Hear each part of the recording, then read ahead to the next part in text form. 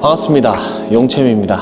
이번 컨텐츠는 아마 많은 분들이 또 기다리셨을 것 같아요. K6입니다. K6 제가 요번에 딱 구매를 했는데 구매하고 생각보다 그래도 꽤 많이 써본 것 같아요. 간혹 이제 요번에도 엑스포 돌아다니면서 이제 구독자분들 조금 만났는데 그라인더를 얼마 안 써보고 리뷰하는 거 아니냐 라는 얘기를 슬쩍 들었어요. 근데 그렇지는 않습니다. 당연히 여러분들만큼 엄청 써보진 않았겠죠. 그래도 대략 분쇄도 범위만큼 이렇게 써보다 보면 경향이 조금 보이긴 하거든요. 워낙 하이엔드 그라인더들도 많이 써보기도 했고 그러다 보니까 분쇄도별로 스펙트럼이 사실 센서리로 팍 와닿긴 하거든요. 사실 수출하는 스타일에 따라서 조금 상이할 수는 있긴 하지만 그래도 꽤 써볼 때는 적지 않게 써보고 있거든요. 여러분들이 좀 믿고 가이드를 따라와 주시면 더 좋지 않을까 라고 생각을 합니다. 자, 일단은 분쇄도 가이드를 먼저 좀 드려보려고 해요. 자, 요거 구매하시면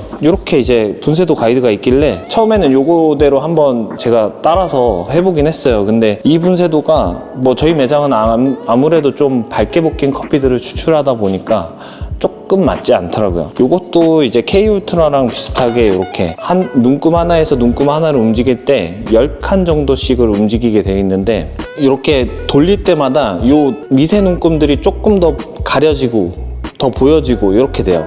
곱게 될수록 요 클릭에서 요게 케이스가 조금 더 올라가면서 1이 보이기 시작합니다. 그럼 엄청 가늘어지는 거거든요. 근데 한 바퀴 돌기 시작하면 1에서 2로 내려오기 시작하거든요.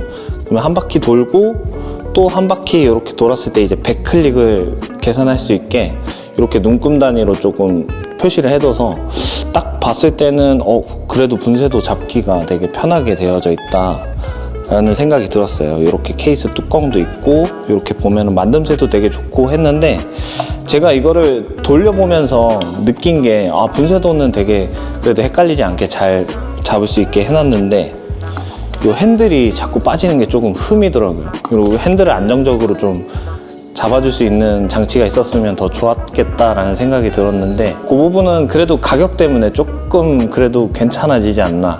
분쇄도 기준 먼저 알려드리긴 할 건데 3번 나눠서 부어서 내릴 때는 75클릭. 저는 75클릭이 이쪽 EK에서 12.5 정도 됩니다. 그래서 조금 가장 중간 분쇄도라고 생각하시면 될 것 같아요. 제가 조금 굵게 내리는 건 13 정도였는데 뭐 조금 더 곱게 갈아서 추출하는 커피들은 EK 기준으로는 12거든요. 그래서 75클릭이 EK 기준으로는 12.5다. 마이크론으로 환산하니까 1050이더라고요. 보통 제가 지금 앞서서 리뷰했던 그라인더도 언스페셜티 분쇄도 가이드 그쪽 마이크론 환산을 하면 1050, 1000 뭐 이렇게 가장 많았던 것 같아요. 일관되게 좀 나오고 있는 것 같긴 한데 오차 범위가 별로 크진 않죠. 75를 기준으로 시작을 해보시면 좋을 것 같고 조금 더 나는 고운 분쇄도를 사용하고 있다 라고 하면 60을 쓰시면 됩니다. 60클릭으로 분쇄도를 측정을 해보니까 950 마이크론이 나오고 있어요. 그리고 나는 비교적 뭐 좀 프렌치 프레스나 아니면 뭐 클레버나 하리오 스위치로 좀 긴 시간 침출해서 내려 먹는다 라고 하면 90클릭을 사용해 볼 수 있겠죠. 90클릭 같은 경우는 1200에서 1250 요 정도 이제 측정이 되더라고요.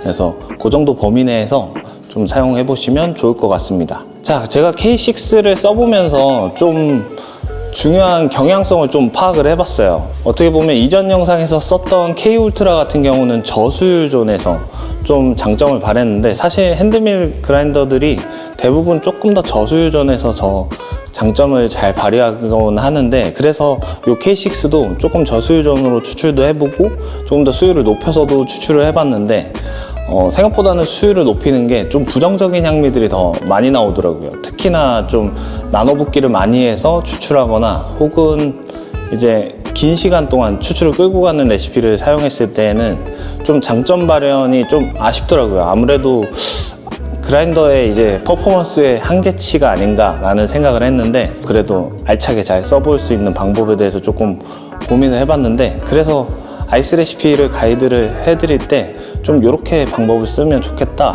라는 걸 좀 알려드려 보려고 해요. 그래서 레시피 이제 알려드리긴 할 건데 오늘 조금 추천해드리고 싶은 레시피는 이전에 제가 좀 올려놓긴 했어요. 원푸어링 아이스 레시피가 있는데 그걸 조금 잘 활용하시면 이 그라인더가 더 빛을 발하지 않을까 라는 생각을 해봤습니다. 자, 그러면은 추출을 해볼 건데, 자, 추출을 시작을 하면서 좀 어떤 방향으로 쓰는 게 좋을지 조금 더 구체적으로 얘기를 해드려 볼 건데, 뭐 앞서서 말한 거의 핵심에서는 뭐 나눠 붓기를 많이 하지 않는 게 좋다. 그래서 저 같은 경우는 한 원푸어에서 투푸어까지만 딱 사용해서 추출하시는 게 가장 좋지 않을까. 혹은 아니면 하류 스위치를 써서 추출하는 게 조금 더 괜찮은 추출 결과물을 낼 수 있지 않을까. 제 거 10g 레시피 있었잖아요, 스위치.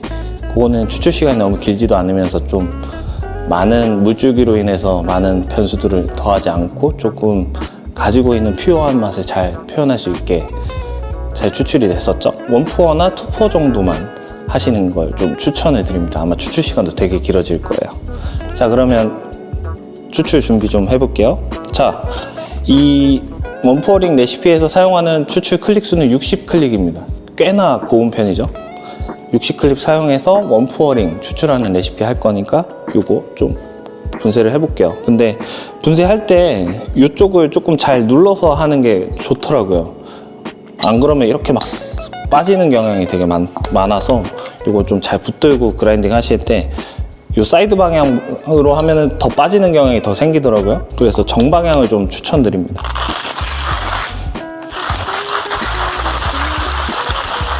자, 이렇게 이제 추출할 준비 했는데, 사실 이번에도 또 분쇄를 해보긴 했지만 분쇄하는 힘이 엄청 많이 필요로 하진 않지만 좀 다른 그라인더에 비해서는 좀 힘이 조금 많이 들어가는 편이긴 해요. K-울트라나 뭐 코만단테에 비해서는 조금 더 힘이 필요하다는 거. 근데 여러분들이 잘 생각해 보셔야 되는 건 가격입니다. 이 가격대에서 그래도 이 정도로 나와주면 그래도 저는 꽤 쓸만한 그라인더라고 생각을 하거든요. 원두는 이제 20g 사용해서 200g 푸어링하는 1대10 비율로 추출을 할 거고요. 아이스예요. 그리고 물 온도는 95도 세팅을 해주시면 됩니다. 많이 나눠 부을 때는 물 온도를 상대적으로 좀 떨어뜨려서 사용해 주시는 게 좋고, 이렇게 한 번 푸어링 할 때는 내가 나눠서 푸어링해서 내리는 레시피에 비해서는 1, 2도 정도로 올려서 사용해 주시는 게 더 효율이 좋습니다. 60클릭으로 갈았죠. 자, 20g 담아 줄게요. 자, 그리고 이렇게 스푼 하나 준비해 주시면 좋습니다. 교반을 할 거거든요. 그래서 한 번 부어서 추출을 할 때 좀 효율을 극대화 시켜주기 위해서 좀 교반을 사용할 거예요. 자, 스푼을 이렇게 미리 예열을 해주시면 좋고, 뭐 뜨거운 물에 미리 담가 놓으셔도 좋아요. 스푼 이렇게 들고 타이머 누르고 50g 부어줍니다. 그리고 바로 앞뒤 2번, 좌우 2번 이렇게 저어주시면 돼요. 앞뒤 좌우 이렇게 해서 한번 잘 섞어주시고 30초만 뜸을 들여줄 거예요. 보통 제가 35초, 40초 많이 썼는데 교반을 했죠. 더 잘 적셔지게 좀 흔들어 준 거예요. 30초 되면 사이드를 한번 훑어주시고, 저 사이드 훑는 거 별로 안 좋아하죠. 근데 이거는 효율이 되게 중요해요. 모든 커피 파우더에서 추출이 일어나도록 사이드를 한번 훑어주고 난 다음에 굵고 빠른 물줄기로 부어주다가 190g 정도 되면 중앙 쭉 부어주고 마무리 하시면 돼요. 굉장히 심플한 레시피입니다. 근데 디테일을 조금 잘 사용해 주시면 좋은데, 여기서의 디테일은 아까 사이드 훑은 거, 그 다음에 교반할 때 앞뒤 좌우 할 때 좀 일정한 힘으로 밀고 당기고 하는 거, 그 두 가지가 사실 가장 중요한 부분인 것 같아요. 총 추출 시간은 아마 2분에서 뭐 전후 플러스 마이너스 20초 정도 보시면 될 것 같아요. 커피마다 좀 분쇄도를 다르게 하시면 좋은데, 60이 어떻게 보면 이 커피로 사용했을 때 75 나눠붓기 했었죠. 근데 원푸어링 할 때는 60 사용했죠. 그래서 조금 더 굵게 사용하는 커피나 혹은 조금 더 곱게 사용하는 커피에 맞춰서 앞뒤로 뭐 5클릭, 10클릭씩 좀 조정해서 사용하시면 더 좋을 것 같아요. 미세 조정이 그래도 가능하니까 조금 아쉬운 부분은 앞뒤로 이렇게 살짝 한 클릭씩 더 움직여 가면서 이제 조정하시면 훨씬 좋겠죠? 자, 2분 20초에 추출이 끝났습니다. 한번 먹어보겠습니다.